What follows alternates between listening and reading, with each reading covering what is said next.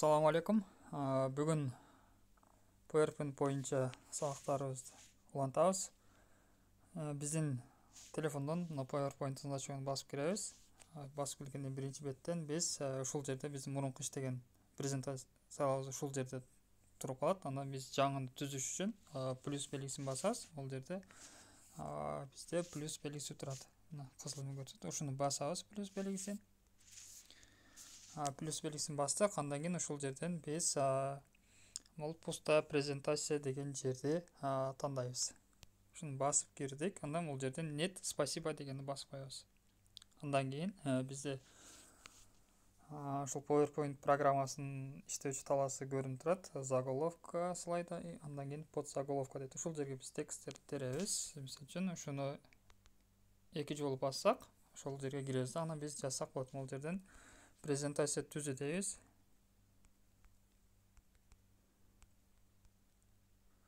Презентация түзү. Андан кийин бул жерге подзаголовок деген жерге дагы кандайдыр бир маалыматтарды жазсак болот.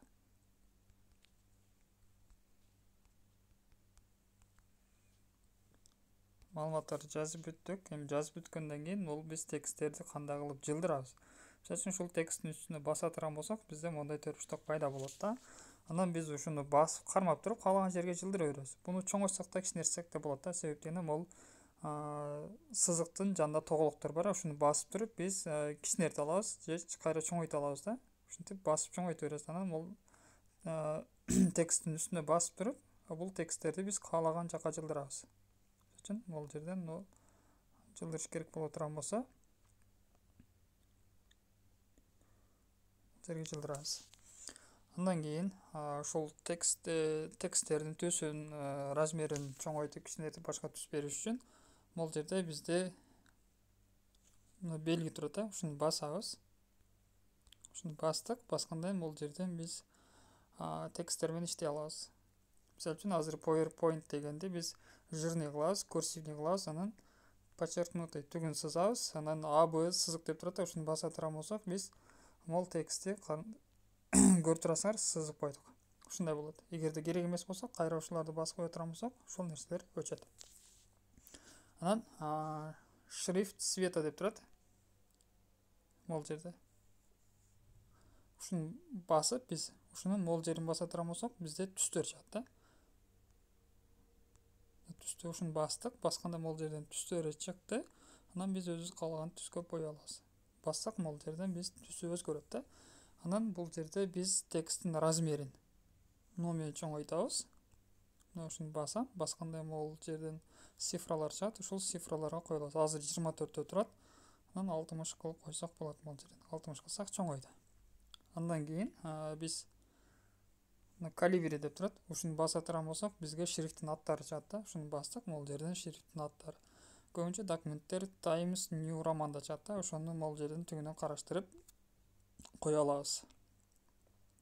Азыр мен ону коюп көрөйүн, убакытты кетирбей. Өзгөрдү. Андан кийин бул жерде очистить формат деп турат. Уже биз муну форматтадык, анан жакпай калды. Керек эмес боло турган болсо, аны очистить формат дей турган болсок, бул башта кандай болсо, ошондой абалга келтирет да.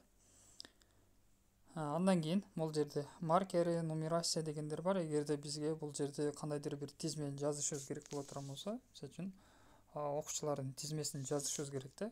Ошону жазыш үчүн бул жерде маркер дегендер бар да. Мисалы үчүн бул жерин алайын. Бул PowerPoint дегенде маркери деген тандай турган болсом, мына маркер болду да. Эми буга кирип туруп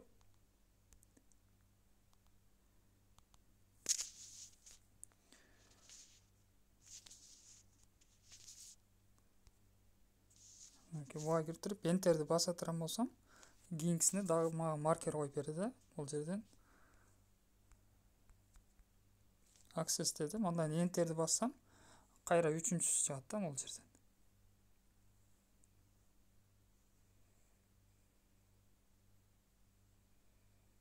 Үчүнчүсү Access дедим.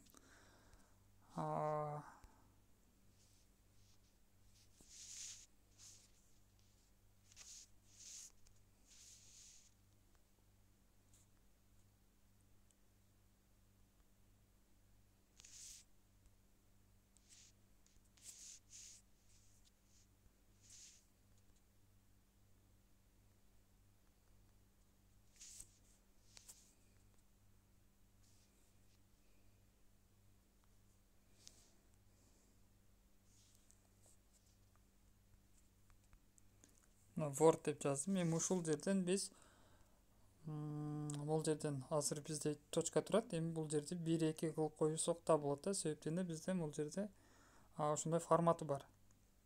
Ушундай форматта кылып койсок, азыр ортодо турат. Эми муну чекеге алып отурам болсок, бул жерден бардыгын бир чекеге алып коет да. Чекеге андан кийинкисин кошо дагы жерден бардыгын бул бир жерге алып келип коет. Дагы улайлы. Бул жерден биздин кийинки тексттерди, поворот тексттерди биз кандай кылып жазсак болот. Мисалы үчүн поворот текстте деген турат, ушуну басабыз. Азыр бизде горизонтально турат. Ушул жерде повернуть на 90 градус кыла турган болсок, көрүңүздөрбү, 90 градуска бул чеке жазылып калды. Кайра ушул поворот текст дегенди басып киребиз, анан повернуть деп турат. 270 градуска кыла турган болсок, экинчи тарапка барып калат да. Анан бул жерден сталбик дей турган болсок, ар бир тамганы бул жерден өз-өзүнчө жазып берет да. Мындай жылдырсак, ар бир өзүнчө жазып берет. Ушул жерден карап биз тексттерди ушинтип оңдоп түзөп, өзүбүз каалаган жерге жайгаштырып алсак болот.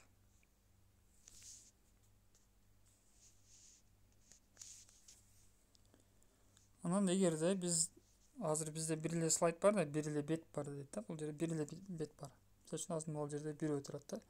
Анан биз ошол жерге кошумча дагы бет түзүш үчүн муну бассак, бизге дагы бир бул жерде барак кошуп берет да. Мына биринчи болду, мына экинчи болду. Экинчиге өтөбүз. Анан могул менюнун турган жерди басабыз. Мисалы үчүн могул жерде ушуну басабыз. Көбүнчө форматтаганда же башка ишкенде ушул жерди басабыз да. Ушуну басабыз. Анан бул жерде макет деген бар. Макетти баса турган болсок, биз ушул макеттер тандай алабыз да. Биздин беттеги макеттерибиз, тексттерибиз кандай тартипте жааш керек. Ошол макеттерин жазып алабыз. Мисалы үчүн азыр бизде титульный слайд деп турат. Ошол болушу мүмкүн, же могул жерден биз өзүбүз башка нерселерди тандасак да болот. Муну бассак, бизде моундай пайда болот. Кыскасы ушул жерден биз макеттерди өзүбүз каалаган кое беребиз да. Койдук. Азыр бизде биринчи бет бар. Бул жерден экинчи бет дагы пайда болду. Эми экинчи бетке келебиз дагы. Анан бул жердеги функцияларды аткарып көрөбүз. Бизде